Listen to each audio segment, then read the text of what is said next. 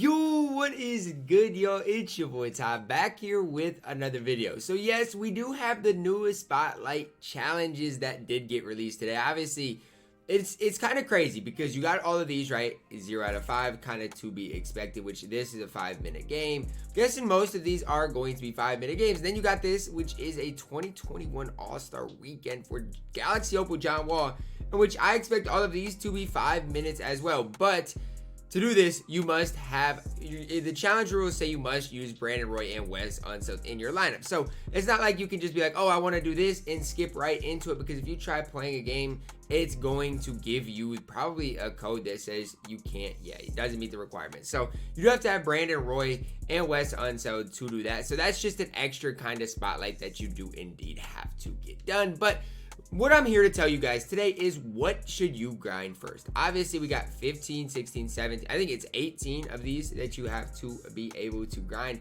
Now, the big question mark is, do I grind for Wes Unseld first? Do I grind them in order? What do I do?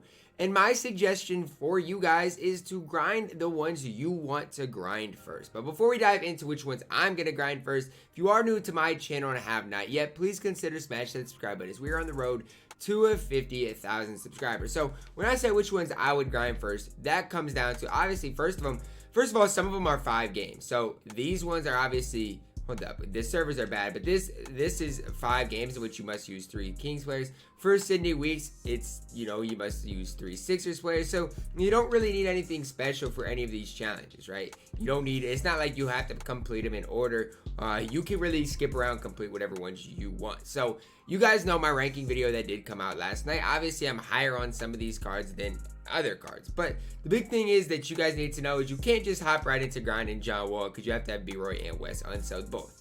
So that's the one thing I know in this first game. Everybody's like, wait, I can get John Wall in 8 games. That's not the way it is. So basically, expect each and every one of these spotlights series to take right around a little less than 2 hours. So to get each and every one of these done, it's going to be a 35+ hour grind, 36-hour grind, which is not an easy grind at all. That's not an easy grind. Plus, on top of that, you got John Wall. But that's not what we're here for. I'm not gonna sit here and waste your time talking about how long these are gonna take. Obviously, it's not going to be the easiest. I mean, Hall of Fame, you objectively shouldn't lose.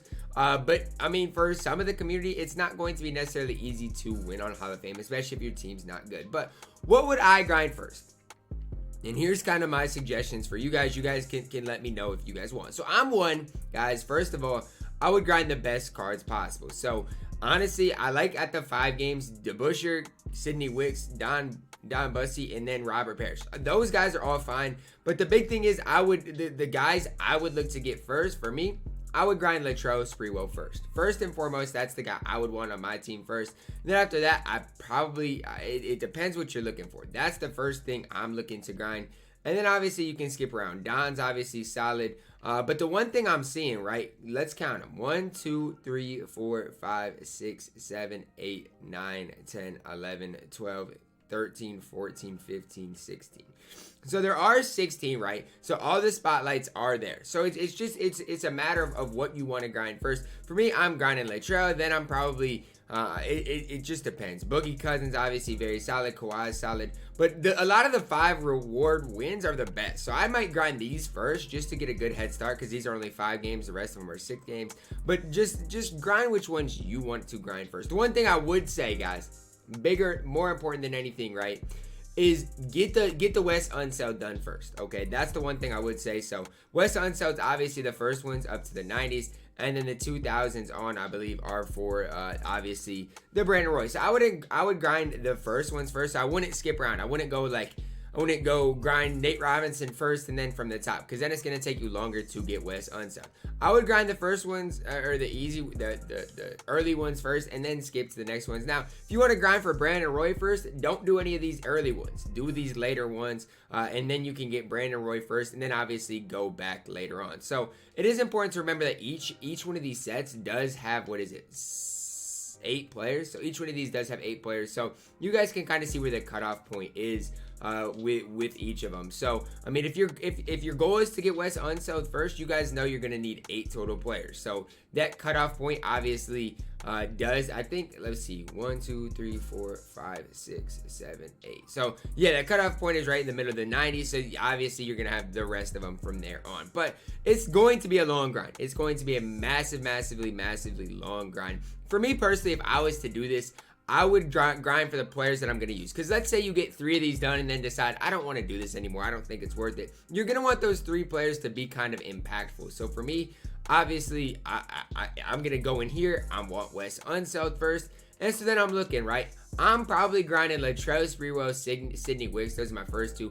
And then maybe a guy like Buse, and then Dave Debusschere. That might be my first 4 in that exact order. But it really just depends. I do think a Wes Unseld is going to be more impactful than Brandon Roy. But again, a lot of the community is going to want these updated players like a Boogie Cousins, Kawhi Leonard, even Nate Robinson, right? If you want to have fun through Spotlight Sims, Nate Robinson, especially if you're next gen, really might be your guy. So if you want to grind Nate Robinson and then just grind all the current gen Sims first, that's definitely a viable option as well. It's really to each their own. The one suggestion I have for you guys personally, do not grind Allen Iverson first, okay? You guys know my personal bias for Allen Iverson. Just don't do it. Allen Iverson kind of stinks, so don't do that. But just know, at the end of it, right when you think you're gonna be done grinding it all, you gotta play 8+ more games for John Wall, which is gonna take 3+ more hours, including, I mean, there are a lot of tokens here, so I'm not gonna get it twisted, right? There are other rewards. That's a lot of extra games. Like, that is a lot of extra games to have to sit there and play. So I mean, I'm just gonna take you through how long I think it's gonna take the quickest person to get it done legitly. So each of these games, let's say they're each 5 minutes long. Okay, each of these games, let's say 25 minutes. So by the end of it, you're looking at a little over 2 hours per set. Okay, let's say 2 hours there, 2 hours there, 2 hours there, 2 hours there. You're looking at 8 hours so far. And then let's go just 2 hours and 30 minutes. So then you got 8 hours plus 5. You're looking at 13, plus 5 more 18, plus 5 more 23, plus 5 more 28, plus 5 more. You're looking at 33, 38 plus John Wall. You're looking at almost nearly 40, what would that be, 42, 45 hours for it all to be completed, which that's almost 2 days. And you're gonna see people get this done within the first 2 days, people sacrificing their mental health, all of that for this Galaxy over John Wall. Now, is it worth it, guys? Is it worth it to do all of this for John Wall? Here's what I'll say. If you have Luka Doncic, if you have those types of players, I still think it's worth it. And here's the reason why. I think Wes Unseld's good. I think Brandon Roy's good. And I think John Wall is good. I think those 3 players, throw in a Latrell Sprewell, throw in a guy like where's my man's at?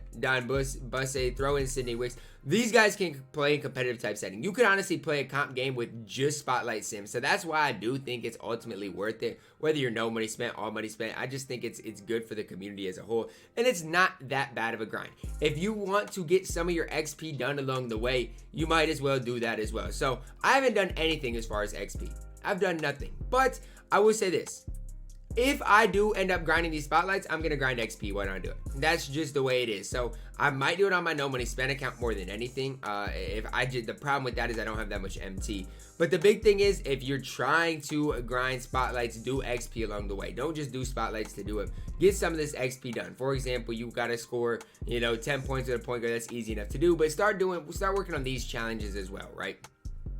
15 rebounds with the Spurs player. Start working 26 points with the Cavs player. Do the challenges along the way. That's one thing I would definitely recommend as well. But yeah, the big thing, guys, I can't give you a specific order to do these in, but don't skip around. Get the current series done first, or the previous series done first. Don't skip around with it, because that's not gonna be best for you in what you're trying to do. Don't skip around with it. Get the current gen first done if you want Brandon Roy. Past gen if you do want Wes Unseld. For me personally, I would strongly recommend Wes Unseld, because I think they're the people in that, just the players out of that Wes Unseld, the early All-Stars is kind of better for most squads than the current than the current series. But just know, obviously, you're gonna have to do extra challenges for John Wall. No matter what, I do think Spotlight Sims are worth it. I'm excited for the community as a whole, because last year when Spotlight Sims came out, that's kind of when 2K as a whole really took that next step, kind of leveled up to that viewership wise, as far as just the community being excited about the game wise,